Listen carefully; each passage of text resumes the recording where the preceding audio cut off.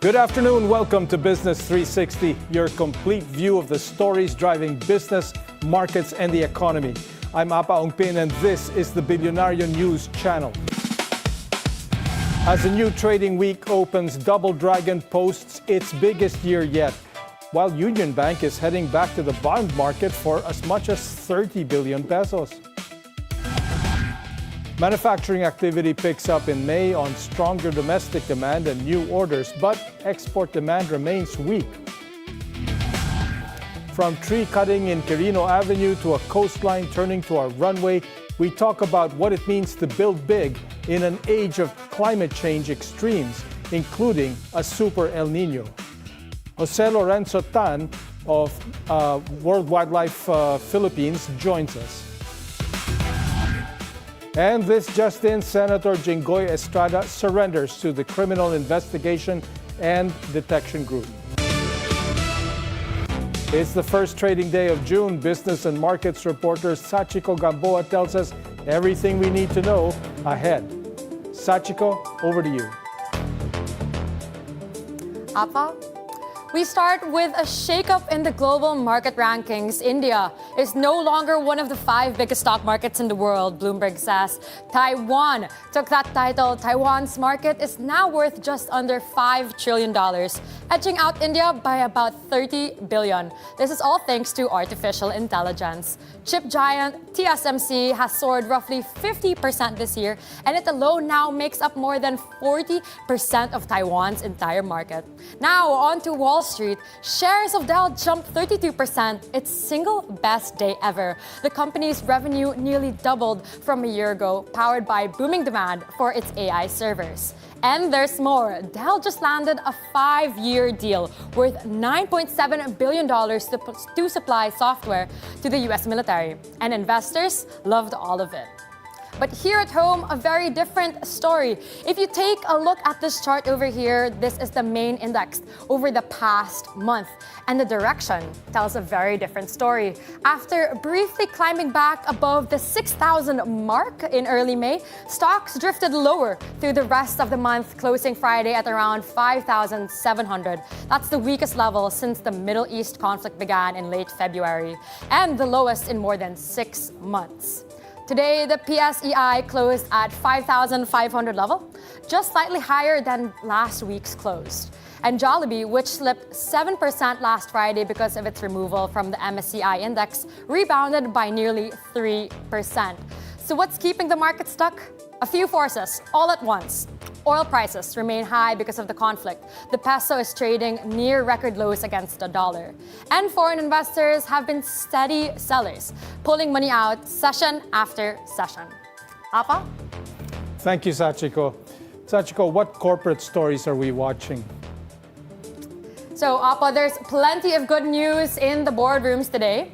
DoubleDragon Corporation just posted the biggest year in its history. Consolidated revenue of 27.9 billion pesos in 2025. This is thanks to its asset-light hotel brand, Hotel 101, which is now planting flags overseas in markets like Japan and Spain. UnionBank of the Philippines is also returning to the bond market, looking to raise of up to 30 billion pesos. The Boites-led lender got board approval last Friday, with the money drawn from its existing peso bond program.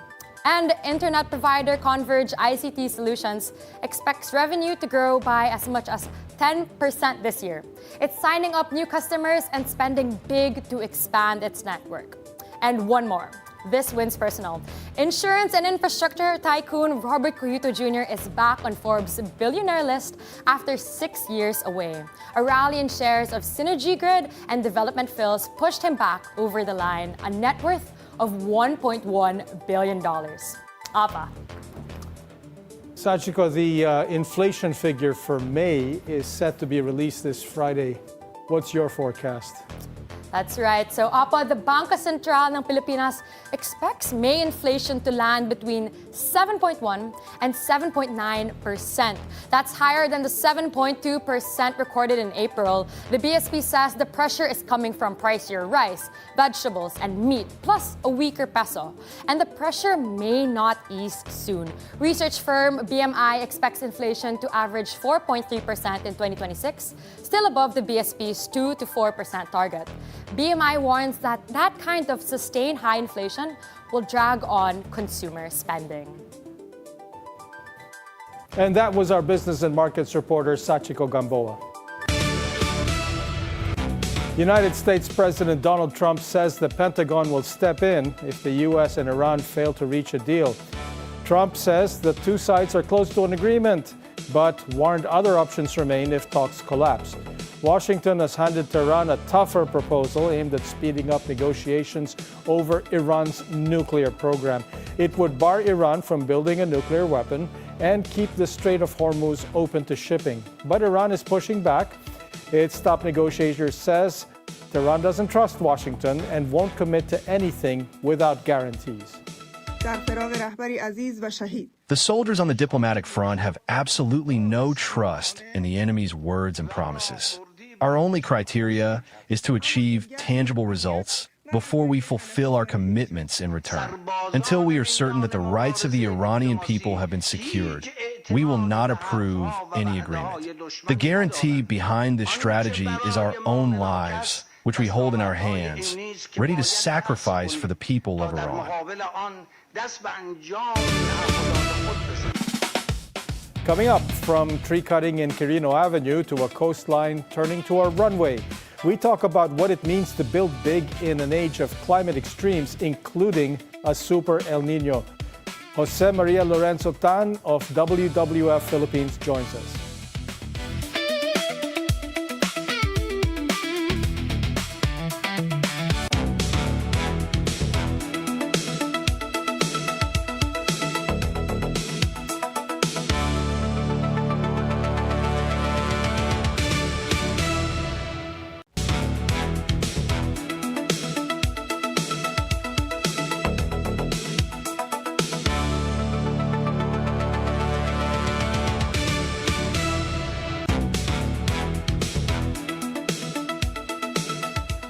Welcome back to Business 360. I'm Apa Ongpin. This just in, Senator Jinggoy Estrada has voluntarily surrendered to the PNP Criminal Investigation and Detection Group. This follows the arrest warrant issued against him in connection to the flood control scandal. Hannah T is on the line for more details. Hannah? Yes, Apa, Senator Jinggoy Estrada has voluntarily surrendered to the PNP CIDG after the Sandiganbayan 5th Division issued a warrant of arrest against him and 4 others in connection with the plunder case. The warrant orders law enforcement agencies to arrest Estrada and his co-accused and bring them before the court. Apa, the case carries a no bail recommendation. Before turning himself in, Estrada maintained his innocence and insisted that he had no participation in the alleged scheme being investigated in the flood control scandal. The senator cited a document from the Senate Legislative Budget Research and Monitoring Office, which he said showed no record of him making any insertions in the 2025 national budget. He also questioned why a plunder case was filed against him, arguing that he was not identified as a mastermind or a central figure in the flood control scandal. Estrada strongly alleged that he had been approached multiple times and encouraged to abandon the independent majority bloc in exchange for having his case dismissed. He did not identify who made those offers, but said he would reveal more details at a later time. Estrada said he chose to stand by his principles and his allies in the independent majority, even if it meant facing the consequences of the case. The senator further argued that the issue goes beyond his personal circumstances, as he claims that what is at stake is the independence of the Senate as a co-equal branch of government. Apa, despite the charges, Estrada said he would fight the case through due process. reject what he called political pressure and defend his name in court as he proceeded to the CIDG to voluntarily surrender. Estrada was seen being accompanied by fellow majority senators Aimee Marcos, Camille Villar, Rodante Marcoleta, and Senate President Alan Peter Cayetano. The LG Secretary John Vic Remulla was also here, who earlier said Estrada only had two options, to either surrender or be arrested. Back to you. Thank you, Hannah T. reporting. As the country pushes for rapid infrastructure development, questions are being raised on its impact to the environment, from tree cutting in urban areas to large-scale coastal projects in Bulacan. We are now joined by Jose Maria Lorenzo Tan, who sits on the National Advisory Council of World Wildlife Philippines after heading it for many, many years. Lori. Hey, Apa, how are you? Good, thanks. The Quirino Avenue trees, let's talk about those first. It's a pretty hot issue right now. They were cut for the Salex Expressway, which is, of course, a project of San Miguel Corporation. The Bulacan Airport is also SMC on the coast. 245 of 617 trees came down before a voluntary pause. Do you see these as one pattern or two separate projects? I'm not aware of those two, because Salex seems to be one big project. But the what made me a little worried was that the name of Rojas. This was evolved Quirino. And then after Quirino, there was a situation with Ross Boulevard, and that worried about that. You're worried about it because it's a historic district, right? It is. This is a major historical section from San Antonio Abad, where the central bank used to be, not to mention the Ramos Pagsaysay building, plus the Luneta area where José Rizal was shot, Intramuros with all those beautiful churches, and not forget the old China, the oldest Chinatown. This is the area that will be affected. And I think it's very important that you shouldn't move the historical area of Manila and move somewhere else. I would suggesting to build a bridge outside in the bay rather than onto the section of Ermita and Malate. Mm-hmm. Okay. Well, in both cases, the answer to losing mature ecosystems, the DNR's answer is replanting. They say 50,000 seedlings for the trees, mangrove programs for the bay. How should we be looking at this quote-unquote offsetting as a condition for approving a project? You know, when you have to do the diverse species, you cannot just growing the same tree. You have to hold different types of trees. Then you have to think of the areas, the locations where they will do seedling. And you can't just, a seedling that is what? That small, 6 inches, versus a tree which is 40 years old. No. I think it's very problem. When you have seedlings, it doesn't create a problem. Since you lack area that has first seedling, how long did it grow from seedling until it comes on? Most of the time, it dies. And we're going to go to El Niño. You have a drought area. You're going to do planning now. So there are many things you have to think about what we're doing. I'm thinking about that. If you look at Arosores is only 2 hectares. How much can you grow of that area? What are the 2 areas they want to choose? In the Niño Aquino area in Quezon City, or the University Philippines in Quezon City. How about areas where you grow these trees? Now, if you're going to do mangroves, where are you going to do mangroves? In Manila Bay? Or you're going to do it in Bulacan? You know, when they destroyed the fish ponds in Bulacan and the salt beds, they destroyed the Nipa area and the mangrove area. So what, you're going to grow it again? Where? Around the airport? I don't know where. How can you grow it so long? Diba? It can't be done just overnight. Cannot be done. Many years, I saw an area where SM built a property where they built that mall. Remember? And what did they do is they planted the seedlings in the area of Baguio City. Okay, fine. But if you look at the area that they planted it, it doesn't come back. It takes a long, long, long time. So you don't get it back. You just realize it doesn't come back overnight. It cannot be done overnight. Well, San Miguel Corporation is calling the Bulacan project land development rather than reclamation, which keeps it outside, in order to keep it outside the 2023 suspension of reclamation. For people who don't follow the regulations closely, what's the real difference and does it matter? Let's look at the history of Manila Bay. I sent you that photograph from 1932 when they were built the area of what they called Dewey Boulevard. You know, in 1932, the San Antonio Abad used to be on the beach. There was no reclamation. So the area, portions of Malate, Singalong, that were areas that were reclaimed. Then if you keep on going, what about you've seen in CCP, PICC, the MOA, all of that is reclamation.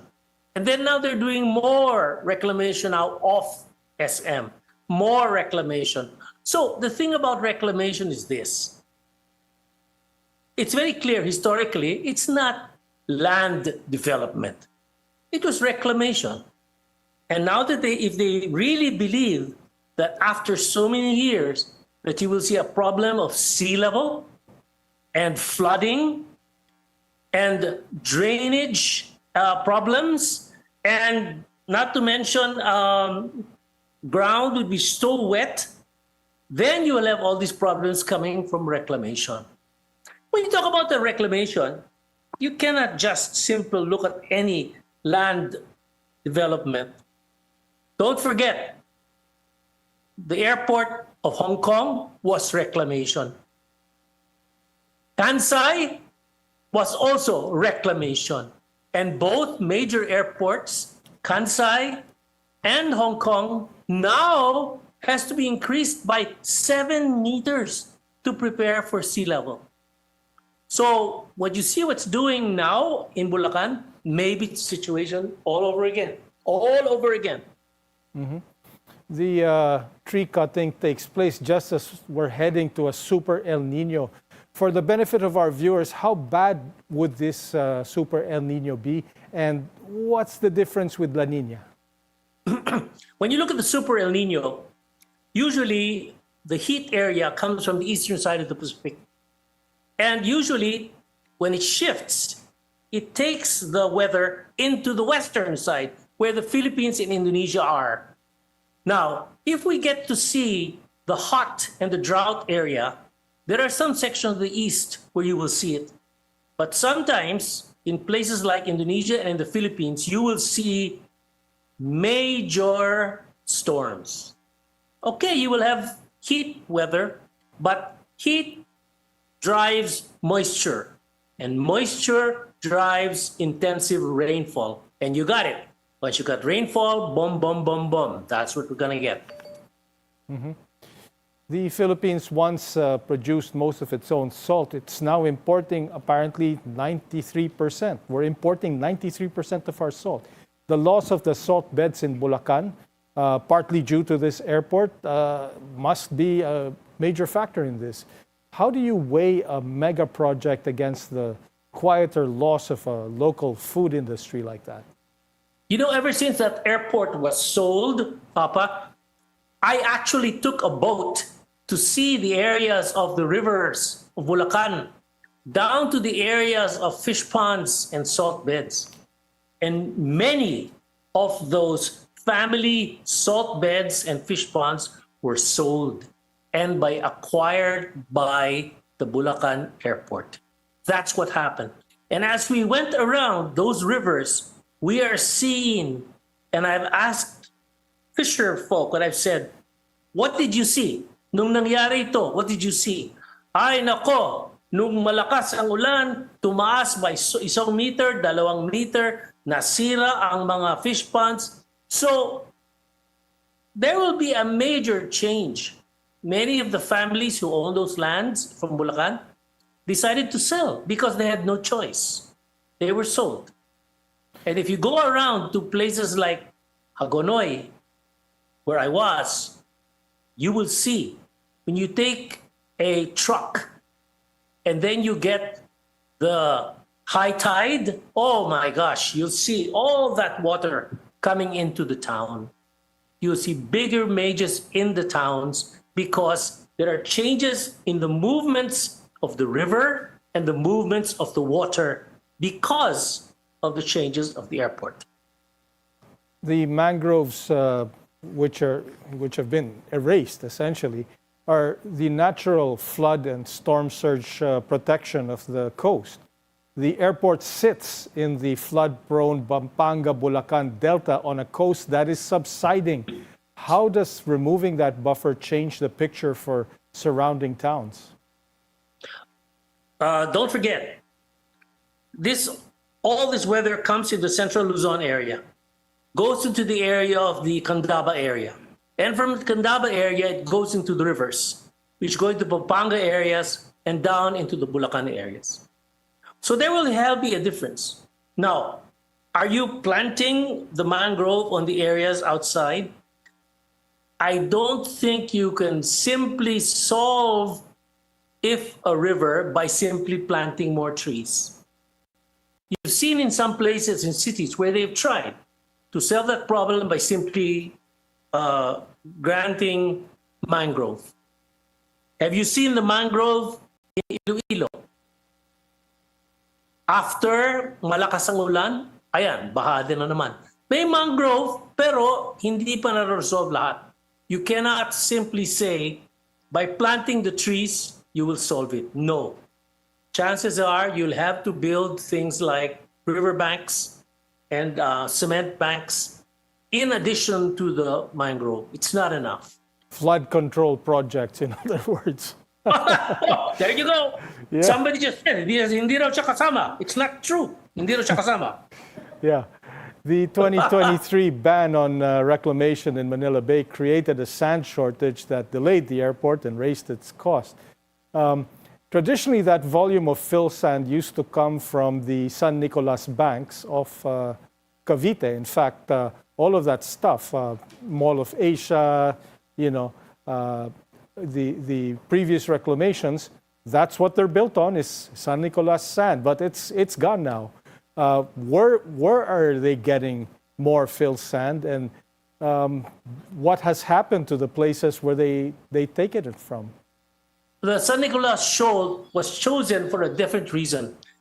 It has brought a certain type of sand. Yeah. You cannot use fine sand or any sand like Boracay. No. You have to have a different kind of sand. Then you have to add rocks. Then you have to add other things. No, it's not that simple. Now, the San Nicolas Shoal area is the area of Tansa. Yeah. But aside from that, it was also an idea where they were building another airport. Do you know that San Nicolas was going to be one of the decisions for an airport? Yeah. Beside of the Sangli problem? Yeah. And what they call the Central Airport Plan. And the other one, they wanted actually building another airport on the western side of Laguna de Bay, near Alabang. See, so it was San Nicolas Shoal. Instead of building the airport, they decided, let's sell the sand, because they had people to buy it. SM wanted to buy it, and SMC wanted to buy it. But they found another spot area, but they haven't. I looked through the SMA study; they didn't have the results. They don't seem to have a name. San magagaling. Mm-hmm. Well, it's a roughly 740 billion peso project financed through bonds, share sales, and large loans.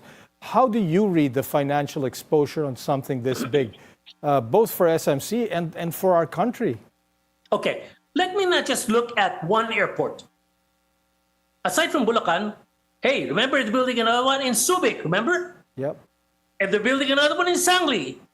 And they're fixing Naiya.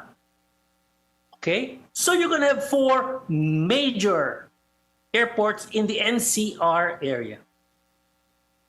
Why are you going to do that? Well, Luzon US and Japan have a deal with the Philippines, and they're establishing what they call the Luzon Economic Corridor. And that includes, aside from airports, is to build railways and infrastructure. So that's why they're looking at the link between Subic to Clark to Manila and down to the Alabang area, because that is your corridor. You see, that's why I don't know how you can charge it, because how can you have all that volume in one problem? One of the things I point out to NCR is when we studied the 16 cities with WWF and BPI, one of the things we looked at is see, how do we move population? How do you avoid the increase of the population in NCR? NCR's population is at 15 million. And by this level, you know, Calabarzon has already exceeded NCR. We're already in the 17 million area now. And apparently, the NCR population may be holding between 14 and 15 million people, plus the people who go into Pampanga, to Calabarzon, to go to the airports. You see? The thing, if you look at the airports, the only major airport, at least in the central area, is Clark. Clark, for me, is the best. It's the best airport in terms of altitude area. It was designed for B-52s. This is a very long airport. It's very good. That makes more sense for the north. To Ilocanos, to people from Cagayan, people from Pampanga and Tarlac. But you know, where do we go for Calabarzon? We have more Calabarzon here in this area, and yet there is not a single airport in Calabarzon. None. Yeah, that's a They good don't even point. use Fernando Air Base. They don't. There's never been an airport in Calabarzon. So they're building what? So we have to go all the way to Bulacan to take an airport. We have to go to Naiya. We go all the way to Sangli to get a... I don't know. I don't know how they can do all these things. Yeah, you mentioned Kansai in Osaka. This was built on reclaimed land and has since sunk well beyond the engineering projections, no? Yeah. And at major ongoing cost, because they have to backfill it, no? Yeah. Is this what we're looking at in Bulacan? I think so. Because, you know, in the case of course, in the case of Kansai, it uses clay. Where in the case of Bulacan, they use sand. So it's a different situation, right? But if you look at reclamation area, for example, the only other major reclamation area in Asia is Hong Kong. And you know, Hong Kong had to increase its area by close to 8 meters. 8 meters to prepare for sea level. In the case of Kansai, in the last 25 years, they have increased the compression of the airport by 12 meters. Kansai has dropped by 12 meters. It's a major area. So once sea level moves, you know, if the movement of ice and if the movement of sea levels and the movement of the water levels, and then you have El Niño, then you have the movement of intense rainfall here in the archipelago. And we already proved in 2025 when we looked at the major coastal cities in the Philippines, in 2025, out the cities, 91 of them were flooded. 91 cities in 1 year. And it was, so you've seen it there. It will certainly affect Bulacan. It will certainly affect Pampanga. It will certainly affect places like the Candaba. It will certainly affect Manila. It's certainly Calabarzon. Okay, so will it happen? It doesn't affect, if you don't look at compression and sinking, you have to look at the effects of flooding. And if you believe what you and I believe, that by 2030, we will have the 2.5, then it will move on. Besides, in 2023 and 2024, we already broke 1.5 Celsius already twice. So it'll keep going. Okay, well, finally, you've spent a lot of your career monitoring this, our coastal environment, our coastal ecology, stepping back from any single project, not just the airports and so on. What kind of questions should we be asking as citizens that we're not asking? We have to look at the changes in population. You believe what the statistics authority says. We will hit about 125 million Filipinos in the next 4 or 5 years. That's going to be a major problem. We have to look at things like education and nutrition. Because imagine you're going to have, 14 or 15 million new children? We have to figure out of food, nutrition, and education. It's very important. If Filipinos to make a difference, we have to make sure that the generation moves it forward. It's also important to train other people. You know, if people want to work abroad, I talked to a daughter of a young lady and she says, I want to go in college and I want to learn to fly abroad. I said, yes, what do you want to do? Oh, I want to sell as a stewardess. A stewardess? And I said, can't you learn how to be an engineer rather than a stewardess? Come on, as Filipinos, it's a big opportunity to make a difference. And we really do figure out what we're doing.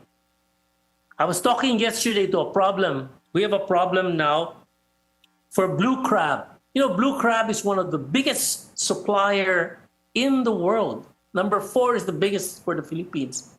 And yet all the blue crab has now been banned by the United States because it involves the population of fisherfolk and the type of nets they use, and it destroys of having blue crab. They're too small and too thin and not enough food. You see, the blue crab, alimasag, is one of the best for the Philippines, and yet they cannot sell it anymore. And US wants to block it. We have to stop that problem. We have to find answers for Filipinos, you know? And I found out one of the reasons why the blue crab was blocking is because in the 4 major areas of Bago, Pulupandan, Malampaya, and Palawan, and a place called San Miguel Bay in Camarines Sur. These places have what they call the Irrawaddy dolphins, and they have been killed because they're eating the blue crab, and they haven't figured out, and we have to find answers for Filipinos, pare. Filipinos have to make a difference. We cannot do it the old way. We have to find answers to our food and our agriculture and our fishing. Well, thank you, Lori, for this very insightful interview, which for me has raised more questions, even more questions. Thank you. Anytime, Apa. Thank you. More stories when we return. Business 360. We'll be right back.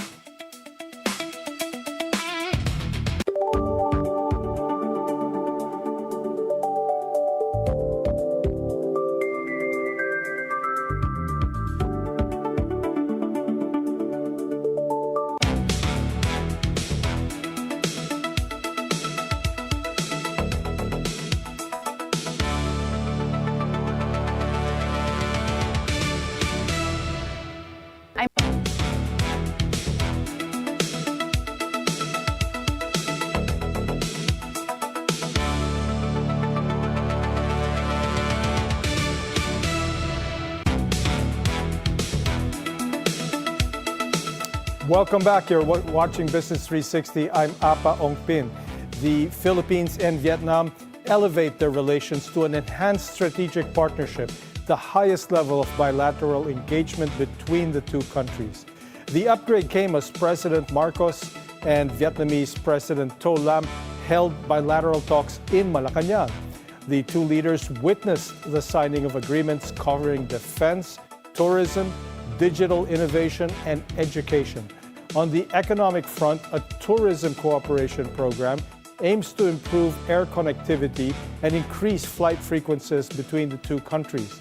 The two sides also signed a Memorandum of Information and Technology and Digital Transformation covering digital inclusion, e-governance, and emerging technologies. On security, the two countries renewed their Defense Cooperation Pact as fellow claimants in the South China Sea. Ultimately, our exchanges today have made one truth abundantly clear. The enhanced strategic partnership does not merely secure our bilateral interests. It firmly positions the Philippines and Vietnam as steadfast anchors of peace, innovation, dynamism, and sustainable growth across ASEAN and the wider Indo-Pacific region. Meanwhile, Vietnamese President To Lam has canceled his scheduled meeting with Senate President Alan Peter Cayetano. The Senate says no explanation has been provided. The Philippines is set to receive several naval destroyers from Japan by next year. This was agreed upon by the Defense Secretary Gilberto Teodoro and Japan's Defense Minister Shinjiro Koizumi on the sidelines of the Shangri-La Dialogue in Singapore. It is part of efforts to strengthen defense cooperation between the two countries amid China's actions in the disputed waters. And for us, we will not sacrifice our territorial integrity and sovereignty because our Constitution does not allow us to do so. And to do so would be to subvert the popular, democratic, and free mandate that the people gave our political leaders, unlike some autocratic systems where the mandate comes from above, dictated down. China's Coast Guard says it has stepped up patrols in waters east of Taiwan. This is in response to Japan and the Philippines' maritime border delimitation talks that allegedly overlap areas claimed by China. China's foreign ministry called the talks completely illegal, null, and void. Its Coast Guard urged both countries to halt what it described as illegal actions. Japan and the Philippines, for their part, say the talks will proceed in accordance with international law. The U.S. and the Philippines discussed economic cooperation, energy challenges, and security in the South China Sea. In a phone call between President Marcos and U.S. Secretary of State Marco Rubio. The talks included U.S. support for developing the Luzon Economic Corridor. Both sides also reaffirmed efforts to maintain peace and stability in the South China Sea. The discussions highlighted continued strong alliance ties between both countries. For the fifth time, the Philippines is seeking a return to the the United Nations Security Council. The country is competing against Kyrgyzstan for the Asia-Pacific seat in elections set for June 3. If elected, Manila will serve a two-year term from 2027 to 2028, giving the country a direct role in shaping global responses to conflicts, peacekeeping operations, and international security issues. The Senate impeachment process against Vice President Sara Duterte is moving to the next phase. Today is the deadline for her to file her formal answer to the articles of impeachment. The charges include alleged misuse of confidential funds, unexplained wealth, and irregularities in procurement. If an answer is filed, House prosecutors will have until June 8 to submit their reply. The case will then proceed to pretrial starting June 18 until June 25. The actual trial is scheduled to begin on July 6 before the Senate Impeachment Court. More stories when we return. Business 360 will be right back.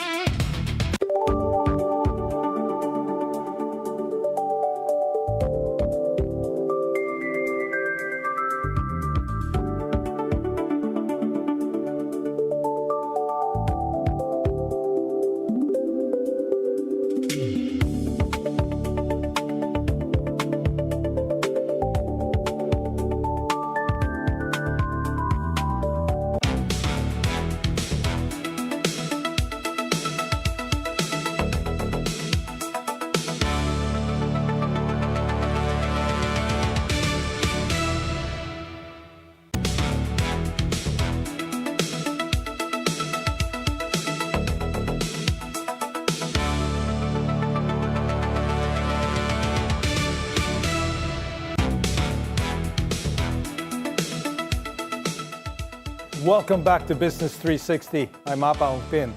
The country's manufacturing sector bounced back in May.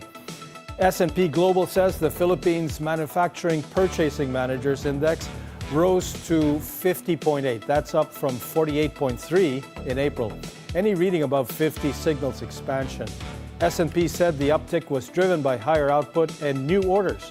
Firms are also more optimistic about the production over the next 12 months. Government borrowing slows significantly in April. Gross borrowing fell by 67% to 130.2 billion pesos during the month. The Bureau of the Treasury says the decline was largely attributed to weaker domestic financing as local borrowings fell sharply from a year ago. Land Bank will waive convenience fees for select online government payments until the end of the year. The waiver covers eligible government transactions made through QRPH-enabled channels. These include Land Bank Link, DOT Biz Portal, QRPH standees at participating government offices, and government websites that accept the same payment method. Covered payments include police clearances, real property taxes, business permits, apostille certificates, and other government dues. Land Bank said the move aims to make government transactions more affordable and to support financial inclusion. The Philippine Amusement and Gaming Corporation is expanding its anti-money laundering network to cover banks and e-wallets used in gaming payments.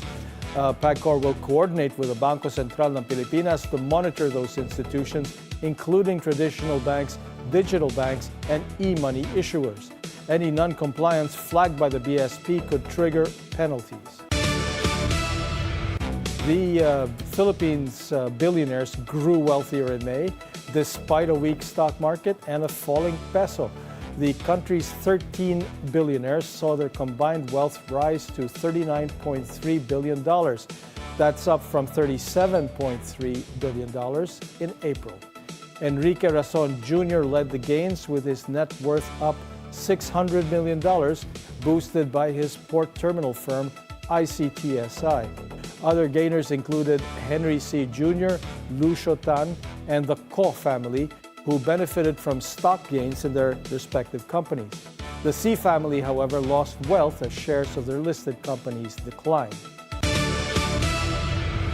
The government says the MRT Line 7 will push through with all 14 stations, despite speculation that some stations will be cut. The Department of Transportation confirmed that the San Jose del Monte Bulacan station stays part of the approved 77 billion peso project. San Miguel Corporation is building the 22.8-kilometer rail line. Once finished, it is expected to carry around 300,000 passengers a day and slash travel time between Quezon City and Bulacan. The government is targeting full completion by 2028. The market for electric commercial vehicles is picking up. Photo and Motor Philippines says sales and orders for its electric trucks are surging. Jeb Baroga has the story. The electric vehicle revolution isn't just happening on city streets. From SUVs to sedans, and now even business trucks, more companies are making the shift to electric. Helping drive this is the United Asia Automotive Group of Bilyonaryo Romel Sitin through Photon Motor Philippines. Bilyonaryo Air Joshua Sitin says demand for electric commercial vehicles has been picking up as businesses look for ways to manage rising fuel costs. Based on the latest Chamber of Automotive Manufacturers report, Photon's fully electric vehicle sales jumped 220% in the first 4 months of the year, compared to the same period in 2025. We are confident that the EV market is growing, and we are ready for that market and to provide for the Filipino businessmen. From vehicle acquisition all the way to setting up your charging areas, even long-term after-sales service. To keep up with that momentum, Photon has reintroduced its A. Bonifacio showroom as its flagship EV dealership. The company says the move builds on its early push into the fully electric commercial vehicle space, which it entered back in 2023. Like I said kanina, with the increase of our orders, it actually goes across multiple industries. So not just one specific industry. I think almost, if not all, businesses are affected, and they're all trying to adopt EVs. The expansion is also getting support from Quezon City Mayor Joy Belmonte, who has been a supporter of electric mobility through various city programs. Here in Quezon City, we are actively championing a future-ready economy. And the opening of this new dealership is proof that there is a lot of room for companies that are willing to invest in this future-ready future that we have in store. For Mayor Belmonte, promoting cleaner transport options is part of the broader effort to address the climate crisis. She hopes more businesses will follow suit and invest in solutions that help build a more sustainable future. For BNC Mobility, G. Baroga. And that's Business 360. We'll keep tracking the moves that matter across markets, policy, and the economy. I'm Apa Ongpin. Thank you for joining us, and keep it here on BNC, the Bilyonaryo News Channel.